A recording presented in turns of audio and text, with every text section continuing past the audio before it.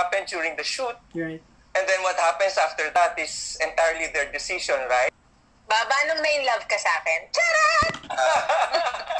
Nung na-in-love ka after, charat! After? Writer EH Studios. Ang question ko supposedly kay Iza, but then natanong na, so I'll just throw my question to Jameson. Jameson, when you were doing the series, when you were shooting, was it necessary for you to think of Iza really as your girlfriend to be effective?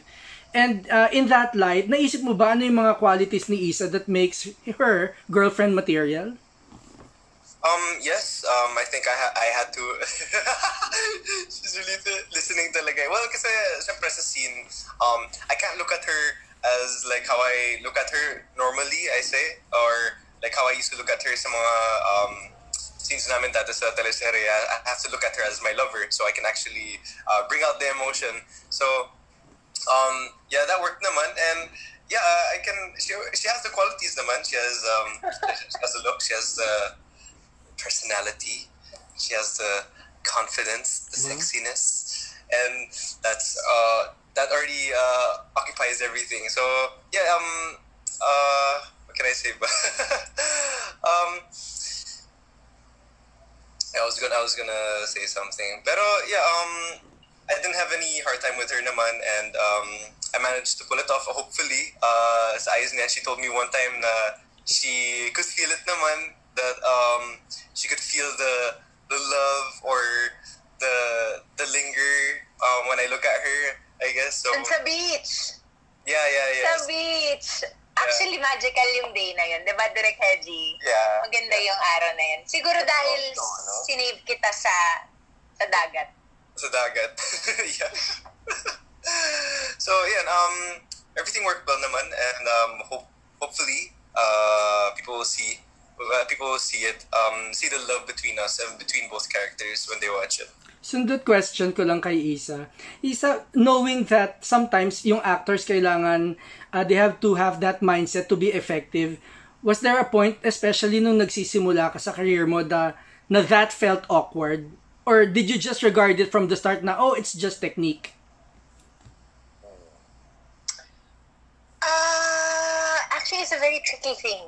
Mm-hmm. I mean, because you have to really play with that emotion and make it real. So when you're younger, maybe you're more vulnerable to actually believing, diba, that it actually exists. Diba, yung may ganun eh, kasi you're treading a very thin line. Yeah. So, like even with Jameson, I had to find things about him that I would really fall in love with. And I do that with everything. Like now with Sam, what is it about Sam that I love? For Sa'yo Ay Akin, for every project. Even with Epi, as my husband here, parang, diba, kailangan eh, it's our job. But, as sinabi to sa akin ni Tita Caridad Sanchez a long time ago, hindi ko alam kung pwede ko siya. Sorry, Tita Karin. Pero parang sabi niya, parang when you're on set, basta, it's play. Diba? Do whatever it takes. Parang ganun yung sabi niya. Parang I make my partner believe that. Pero pag uwi ko sa bahay, iba na yun. Iba na yun. Ako basta nasa set. Kahit minsan, alam mo yung, minsan kahit off-cam, like, hindi nagro-roll, kung feeling ko, kailangan ko pang, teka lang ha, ano ko ba yun? I'll still work on it, build chemistry, but rapport, talk to the person, buti na lang, madaldal talaga ako. Like, if I have to, like, do whatever, sa akin kasi, whatever it takes, I will do whatever it takes. Ganyan. So, I will try at least, diba? So, para lang maganda yung kalabasan. So, I don't know if I hope I answered your question. Yan si Epi, mahusay na aktor. Alam niya yan. Baka may mga thoughts ka sa acting. Yeah. Diba? Oo. Actually, like what Tita Carida told you, diba, let it play. Diba, I mean, we hear the word action, we have to be more than 101% ready. So even before you hear the word action, may tingin na nakabilisa na okay, we are playing already. We imagine and we put imagination aside and we make it real. So all these love scenes, we believe that it's real, but of course we have to be responsible also that the other person doesn't get offended. Of course, like for example, the kissing scene or the love scene, tapos naked, almost naked kami, diba? You don't really, you pretend you're touching your partner, you pretend you're very lustful, but of course, hindi mo paparamdam doon sa kung actor mo na may lust yung ginagawa niyo. Kasi mas yung paano, you have to maintain the balance of being professional and the sexiness of the reality, diba? So, yun. I was very privileged enough to work with Iza as my wife here because we grew up. I knew Iza from way before, and during the scenes it would be so real. But of course, after that, tumatawa na lang kami. Oh, exciting! Diba? Before and after that, we just laugh at each other. We laugh with each other. Diba? But of course, pag narinig namin yung action, every time we hear that action, we play those roles. She plays Andy, I play the husband, and we make love. So that people can believe that we are really making love. Diba? Or doing things. Okay. Tsaka Nanay Epi, pinag-usapan natin, di ba? Kasi magkaibigan yung mga tatay namin. Bukod sa amin. Exactly. And of course, you being married, mating, with someone, di ba, medyo, of course, isa sa mga rason yun para mailang kami sa isa.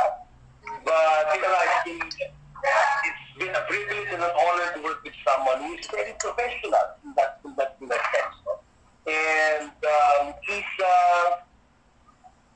every time we have a scene, kasi he plays that role, he immerses, he becomes that role, right? He becomes in that scene. He's 101% as Emily and not as Iza. So, love you, Nanay. I love you too. Din. Oh, I love you, Frank. I guess, Send my regards to... thank you. I guess para makumpleto, Thank you. Na lang tong topic na to, maybe I could get a direct take about it. Kapag ba ang mga artista sa isang set ay dahil ganito nga ang storya, ganito ang sitwasyon, ay nagkainlaban ng totohanan, partly ba may dapat ba na ano yun ng director? Would you say may responsibility ang director when it comes to that? After the movie, Yes, then they fall in love. Yes. Kasi parang inisip ko, you would see everything as they happen, di ba? Yeah. Well, the encounter happened during the shoot. Right. And then what happens after that is entirely their decision, right? I Right. cannot impose upon them.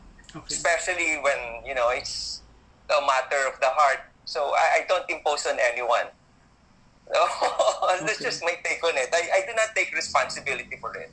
Okay. Anything that happens outside of the set is entirely the responsibility of the actors. Of the persons. Of the person. Yeah. So if it means it's going to, they're going to be, it will offer them happiness, then why should I, stand in the way, right? So that's just it. Baba, nung na-in-love ka sa akin. Charot! Nung na-in-love ka after. After?